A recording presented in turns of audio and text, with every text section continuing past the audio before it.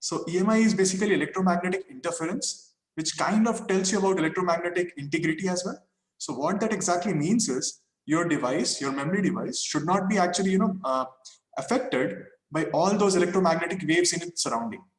So you are living in an era where there are these RF signals which are transmitted from one device to another, and in your environment, if you look around, there are multiple mobile towers transmitting your like signals at 900 megahertz and all those frequencies. So your memory device should basically not get affected by all these electromagnetic waves that are present in its environment. That is first criteria, and that actually makes it electromagnetic compatible. So that is EMC. So by EMI and EMC, I mean that EMI interference, like EMI interference, should be as low as possible, and it should be compatible with the present day electromagnetic waves, or in the era of this electromagnetic waves all around us, it should be compatible with that. Then what we were discussing is how basically these memories are organized, how these individual bits or the individual cells are kind of organized in words, and then how we organize those words. So the most intuitive way that we found was to organize these words in form of stack, so that you have like a stack of words and you have one selector line going to each of these stack. However, we found that the interconnect length required in that case would be very large, and that would lead to an increased latency and also an increased path loss. So to mitigate that, what we proposed was we'll use a row decoder as shown here, and we'll use a column decoder, and we'll make these row decoders and column decoders in such a way that they are pitch mapped to your memory block. Then a confusion arose that how exactly are we going to address the bits or the words? So I told that there is a difference between this bit addressing and the word addressing. So now let me just clear that confusion. So in bit addressing, what happens is, let's say this is our column decoder. This is a column decoder. So each of these select lines are directly connected to your bits. So this is bit 0, this is bit 1, this is bit 2, and so on. Let me just remove this. Yeah. However, in the case of word addressing, this is not the case. So how we exactly access our individual word is, these column decoders, see, these column decoders are 2 raised power k. So if you are having a k bit address, with that you can select 2 raised power k column like lines. So these lines are kind of 2 raised power k. However, if you see the number of lines over here, it's m into 2 raised power k. So this is actually representing a word addressability.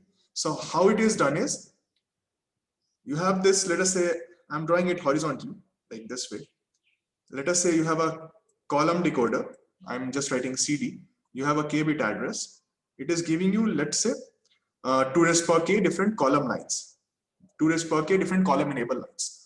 Now you have, if your one word, like let's say if your one word is kind of represented, it contains m bits, then you have m bit multiplexers. So how these multiplexers are organized is, you have these NMOS. If you are taking the case of SRAM, then you have BL and BL bar both. So let us take, let's say we have B0. Sorry, not here. It will be connected. Then there would be this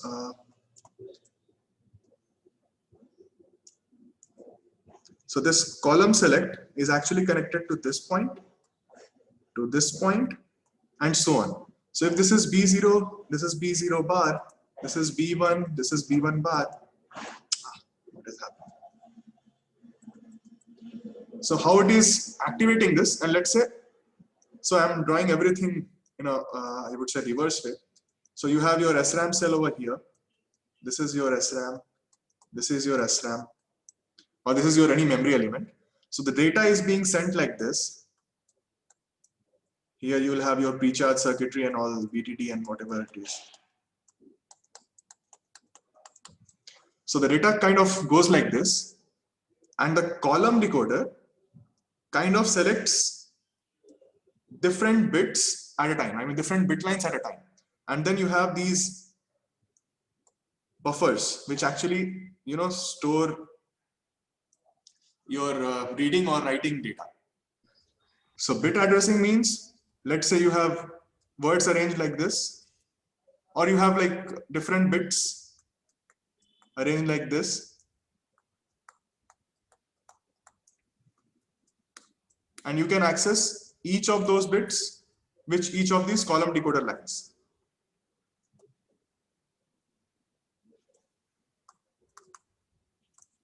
So these are different bits, and you are addressing each of the bit just by actually selecting word line. Let's say you want to select this, you apply word line select on this, and you apply bit line select on this column decoder line, and you are able to select this. This is called bit addressing. However, in word addressing, you're not your column decoder is not selecting one of this. It's actually selecting, let's say, 4 of this or 5 of this at the same time. And how it does it? It has a multiplexer block, which let me call it mux block, which kind of selects these 4 lines together. And my writing is very bad in this. Yeah. At the same time, right? So at the same time. At the same time. So now you understand what is the difference between word addressing and bit addressing.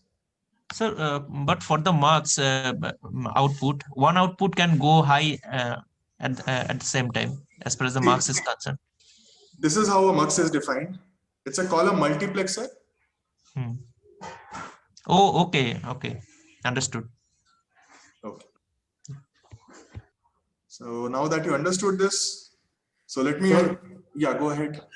For word addressability, we can have like M multiple column decoders, and they would select, like they would be given the same address, and they would select this. See, the column decoder would be only one.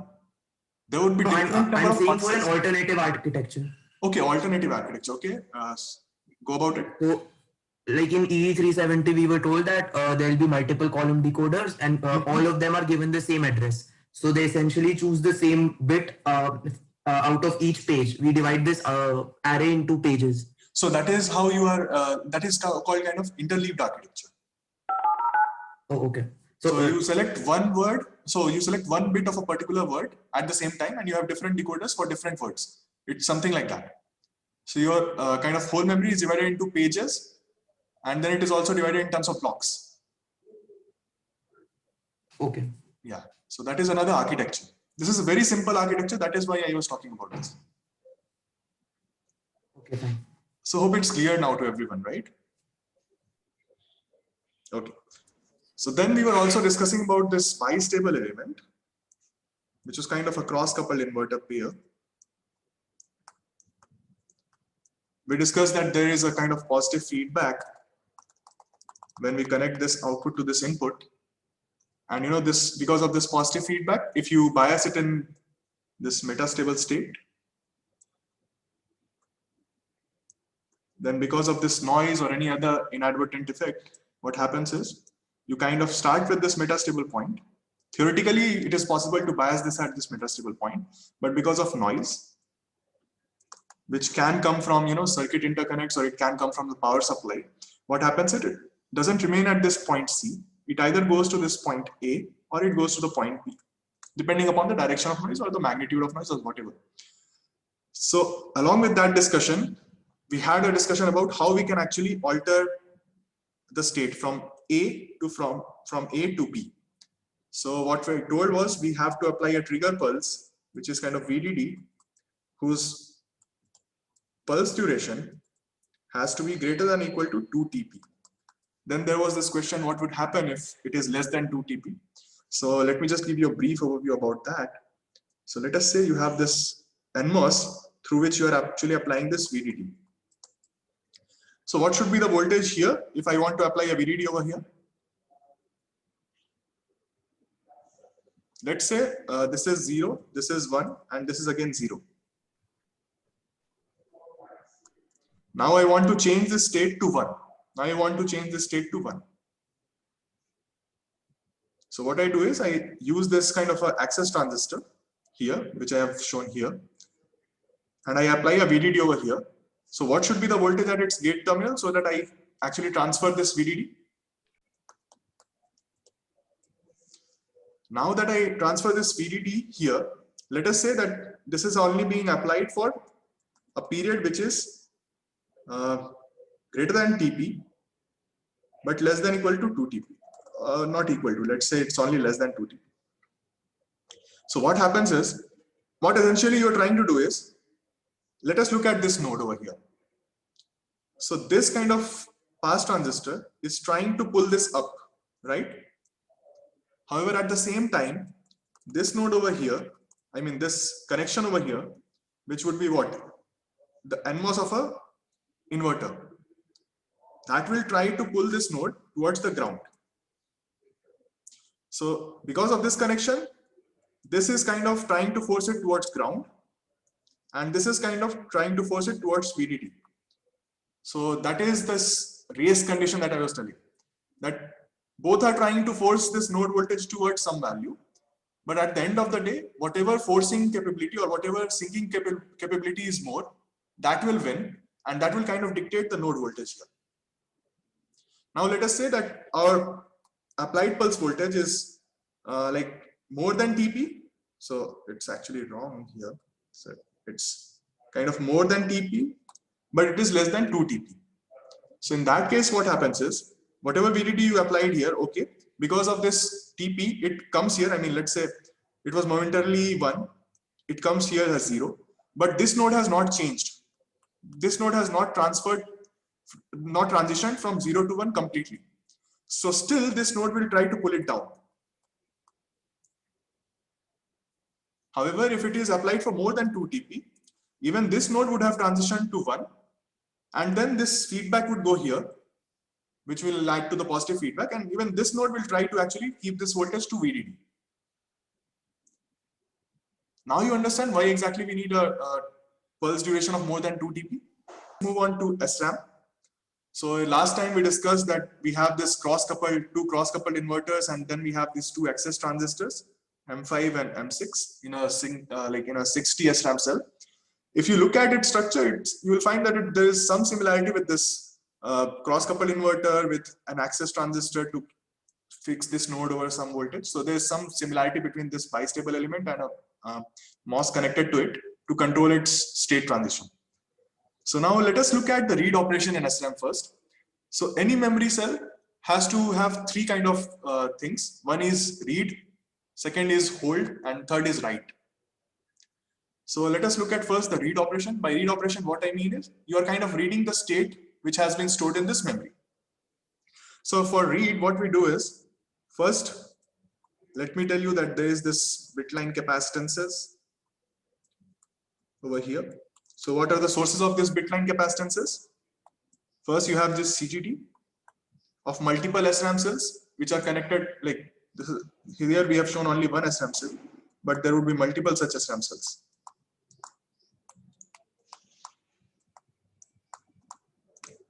So because of all this, the CBL would be n times this CGT of these transistors, of M6 transistors, plus you'll have these wire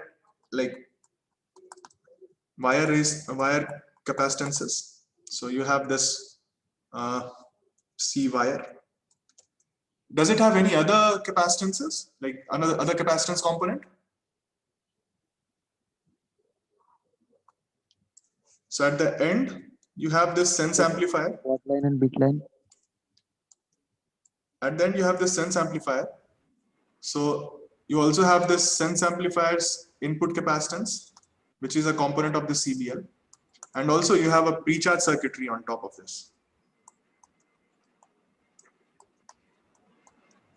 So you also have this capacitance of this pre-charge circuitry. So your bit line capacitance is very huge.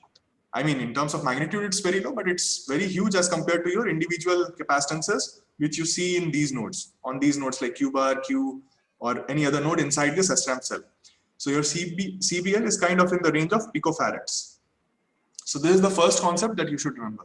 So you have this CBL, you also have this CBL bar. Now, how the read operation basically is initiated is, first, now let me just remove all these so that it doesn't confuse you.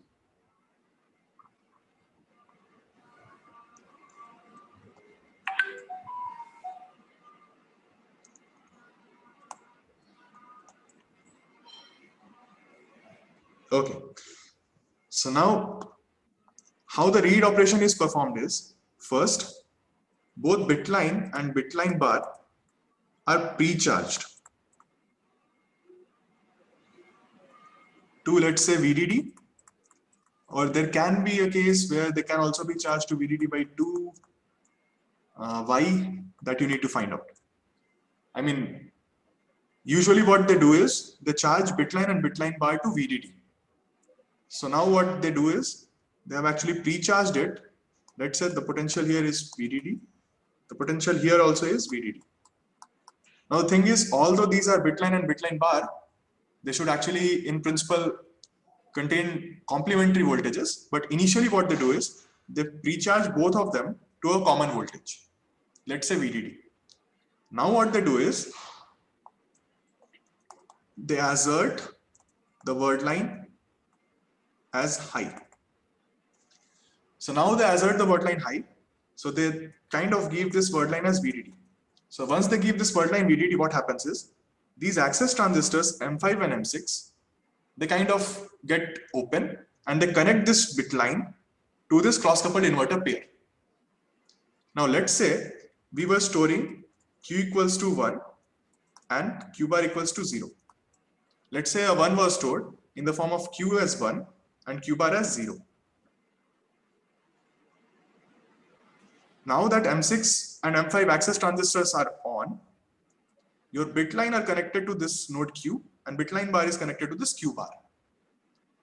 Since here your Q is itself 1, or which will be close to VDD, and this is also VDD, it doesn't affect this part of the circuit. But now let us look at what happens in the left part of the circuit. So on the left part of the circuit,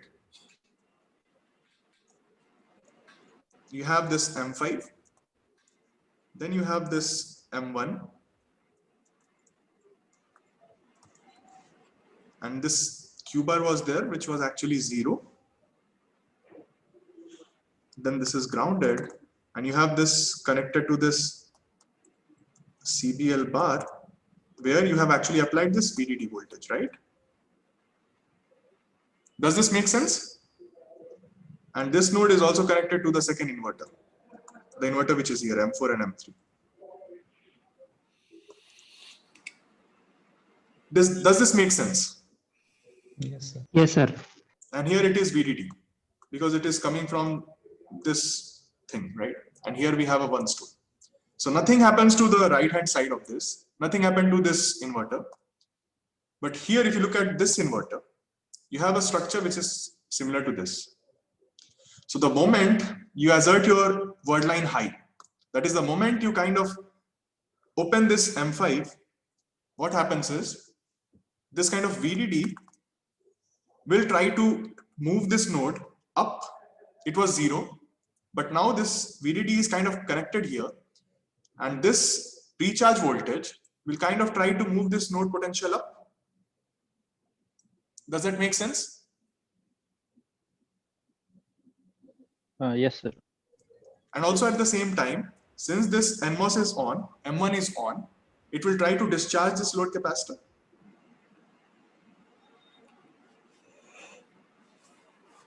Yes, sir. Now, there are two constraints. So what we ideally want is, we want this CBL bar to be 0. We want this BL bar to represent 0, because the value that is stored in BL bar should be like, it should reflect whatever value is stored in this Q bar. So if this BL bar represents a 0 and BL represents a 1,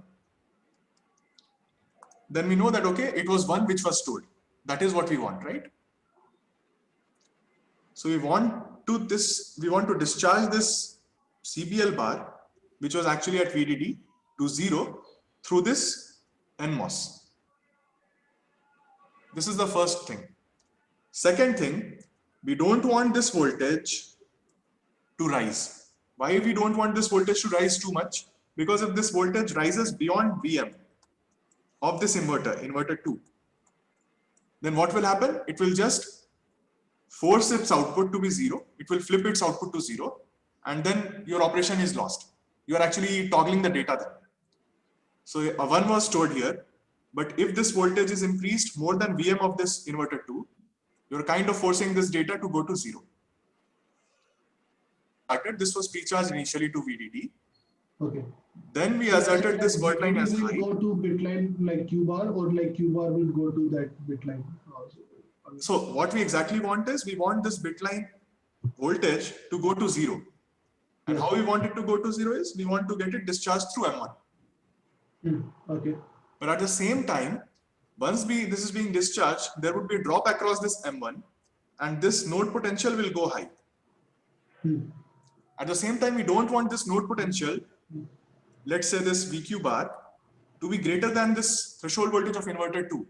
Because if that is the condition, So then your Q was stored as 1, but this inverter will flip the output, and what you will get is Q equals to 0.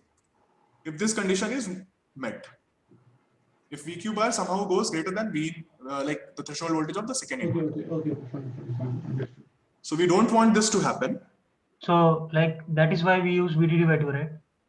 That is why we use VDD by 2. Okay, that's one possible reason, but there are other reason also, because if you are pre-charging to VDD by 2, the kind of energy loss is also less, right? So The kind of charge like, it takes from the supply, that is also less.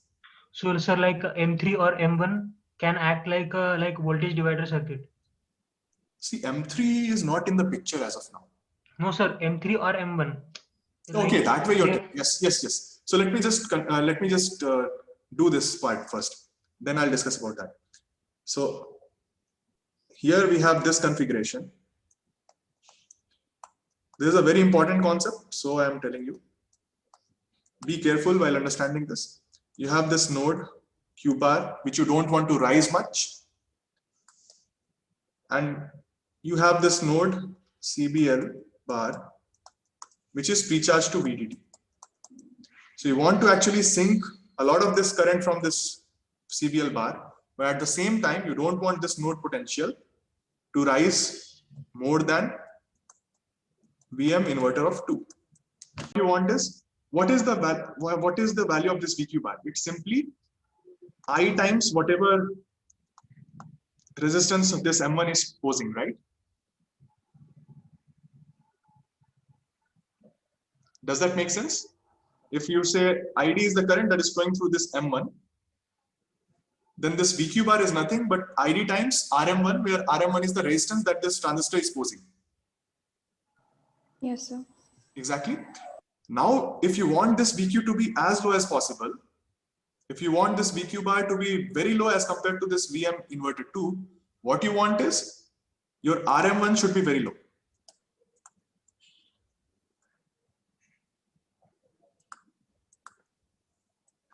So how can you reduce the transistor's resistance? WM1. And there is another point. I mean, so let me just go to next slide. I would say there is this R of M5, then there's this R of M1, and then there's this ground. This is kind of your capacitor CBL bar.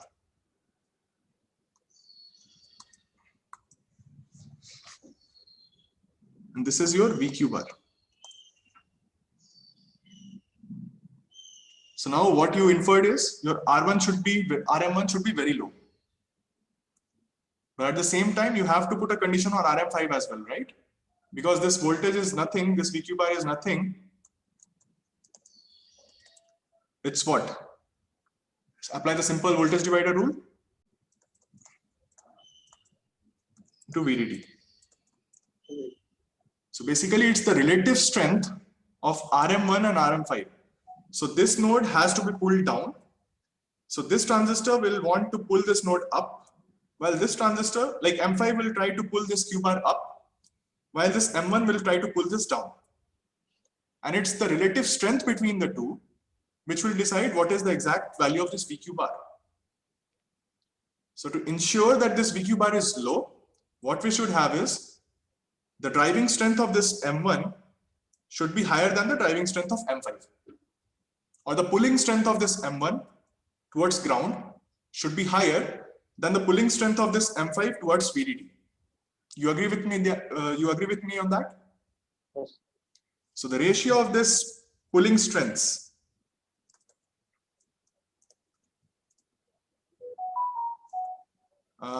ratio of this pulling strength, I won't say pulling strength, but yeah, it's actually M5 tries to pull it towards VDD, this M1 tries to pull it towards the ground. So the ratio of this is kind of WL, like let's say it's W1 by L1 divided by W5 by L5. This is a very important metric while designing SRAM cells, and this is actually called your cell ratio, CR. And this can be one of the important questions in your interviews. I mean, when you go for industries, this can be one of the very important questions for the interviews. So why we have to design it like this? Why we have to kind of design it in such a way that the driving strength of this M1 is higher than the driving strength of this M5? Why we can't have everything as the minimum sized? Because for memory application, what you ideally want is the size should be very low. So for minimum, like for having a very low size, what you want is all these transistors should be minimum sized. Or I mean, the PMOS should be twice of NMOS. This should be 2W by L, just to ensure equal resistance or something like that, equal TP. But at the same time, you want that all these transistors, like at least all these NMOSs are minimum sized. But you have this problem that if your M1 driving strength is not higher, like if your M1 driving strength is not higher than M5, then you might end up flipping the value that is already stored in the cell. And just to ensure that you're not flipping the cell, I mean, you're not writing the cell while reading it, you have to ensure that your W by L ratio of M1 has to be larger than W by L ratio of M5. Now let us say that we select our M1 as minimum size device. Then how can we actually ensure that M5 is having a lower driving capability? So we increase the length if width is minimum. Now, is this solution feasible? I mean, is this solution promising? Length, your area increases. Area is also increasing. So once your area is increasing, the capacitance that this M5 is actually offering, that increases. Now, if the capacitance that this M5 is offering is increasing, there are several such M5s of different cells connected on this bit line. So what happens is your CBL bar actually increases. Now, if your CBL bar increases, it takes a large amount of time to kind of discharge them. So your read time actually increases. So this is not that promising a solution. So you have to make your M1 size, like its W has to be increased. So if we make M1 as minimum sized, and if we say that, okay, the width of this M5 is minimum, then how we can actually ensure that your driving strength of M1 is high? We can actually lower, or we can actually increase your length of this M5. So ID is proportional to 1 by O. So ID is kind of proportional to W by L. Increasing the length, you kind of ensure that your ID is kind of reduced. So you increase the length of your M5, but when you're increasing the length, its area is increasing, and the capacitance of any FET is kind of dependent upon its area. So the capacitance that this M5 offers increases, and there are several such M5s. I mean, there are several such SRAM blocks connected to this bit line. So each of these will add another capacitance. I mean, each of these capacitances will increase. And once that capacitance increase, I told that CBL is kind of sum of all those capacitances. So it kind of increases by n times C, whatever delta C. Let me write it. It kind of increases by n times delta C if delta C is the increase by the increase in this length. So if this CBL increases, at the same time, what you wanted here was this CBL bar, which was P-charge to VDD, to kind of discharge close to this 0, to discharge via this M5 and M1 combination to 0. Now, if the capacitor value has increased, the time that it takes to discharge this load capacitor will be higher. So that way your read speed will be affected, or your time to read will increase. Understood about this cell ratio term. What this cell ratio does is you kind of size your M1 such that even if a VDD is applied over here, this voltage cannot go more than VM of second inverter. This is the first sizing constraint that you introduced. And this sizing constraint is on M1 and M5. And this is just to ensure that while reading, you are not flipping the content of the original cell. So the basic concept there was, we have sized our M1 and M5 in such a way that even if you apply a VDD over here, this potential VQ bar cannot increase. It would be less than always the VM of inverter 2. If we call this as inverter 2, and if we call this as inverter 1.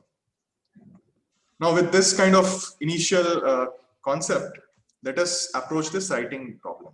So we start with the same thing. Let us say we have Q equals to 1 and Q bar equals to 0 already written inside our memory block. And now how we are going to actually write a data to it is, let's say we want to write a 0 to this cell. So we want to make this Q 0 now. So we want to make this Q 0. We want to make this Q bar as 1. And how we do that? So in write operation, what we do is, we first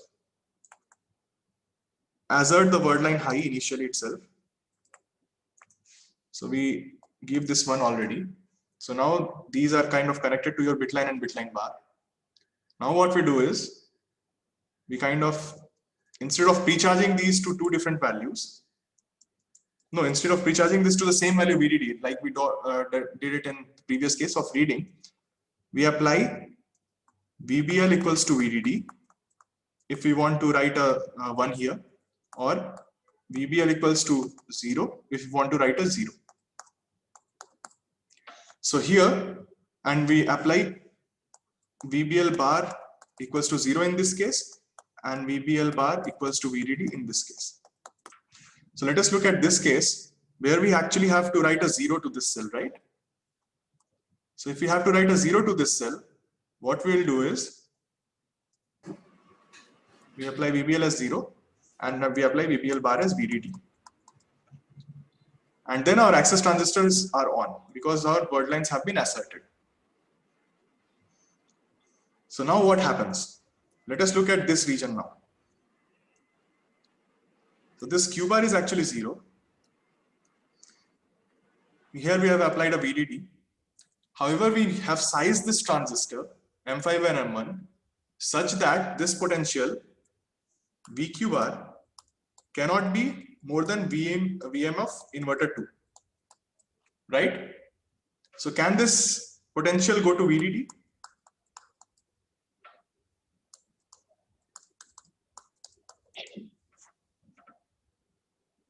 Of M1 is higher than that of M5, which means that this node will always pull towards the ground and not go towards VDD. Earlier also this was the case, right? We had VDD over here and this node was grounded, or this node was Q bar equals to 0. We sized our M1 and M5 such that this node potential cannot go beyond this VM of inverter 2. So with that kind of sizing already done, how can this node potential go to VDD? No, sir, it cannot go to VDD. It cannot go from this side, right? No, sir. So the only thing we have now is this side, right? Yes, sir. So now let us look at this side. So this side, what we have is, we have this M4 transistor, and then we have this M6 transistor. Let us draw it like this. We have this M6. This is VDD. It's actually not VDD, it should be VDD plus VTH.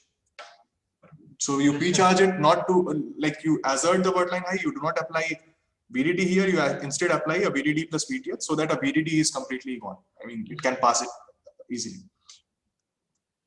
And here you have this VBL, which is kind of 0. And here you have Q, which is equal to 1. So now what we want is, we want to change this Q equals to 1 to Q equals to 0. We want to drain this node potential, right? We want to drain this node potential to 0. And here we have VDD. And here it's 0. So now let us look at this node VQ. This is Q. So let us look at this node VQ. So for node VQ, your M4 is trying to pull it towards VDD.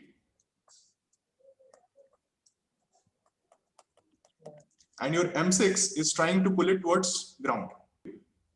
So we have to switch this from 0 to 1. So if the output is switching from 0 to 1, the input should go from 1 to 0.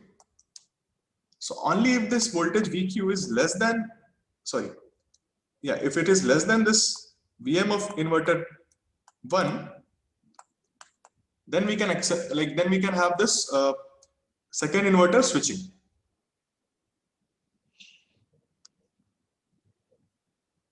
Makes sense now? So for this, what we want is this node potential VQ should be less than VM of inverter 1. Now what this node potential VQ depends on? It depends on the relative driving strengths of M4 and M6. So if your driving strength of M6 is larger than driving strength of M4, then you can ensure that this node potential is low, right?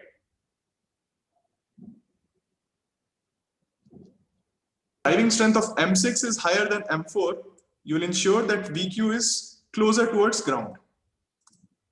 And that way it would also be less than the VM of inverter 1.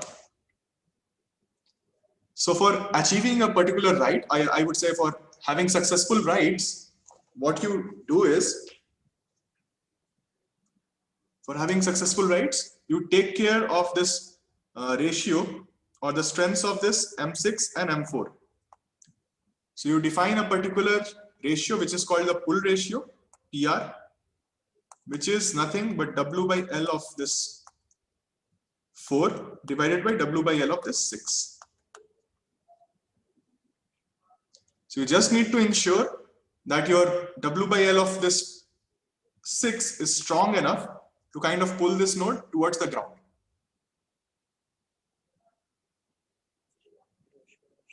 Let us just take a small case. I mean, let us say our M4 and M6 both are minimum sized.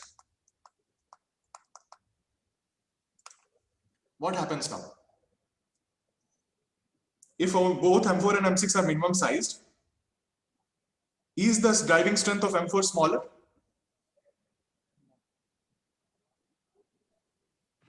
M4 is a PMOS. Yes, sir.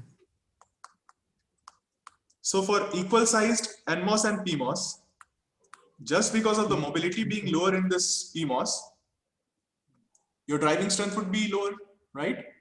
Yes, sir. So for all the SRAM cells, even if you have M4 and M6 as minimum sized, this PR is always satisfied. So you do not need to kind of ascertain a new sizing constraint. You just keep your M4 and M6 as minimum sized. However, that was not the case for this read operation. There you had to ascertain that this cell ratio had to be maintained. I mean, the driving strength of this M1 had to be larger as compared to driving strength of M5. So M1 width has to be increased for having a accurate read, but that's the not case with the write. Even if you have a minimum sized M4 and M6, that will work. So with that, I would end today.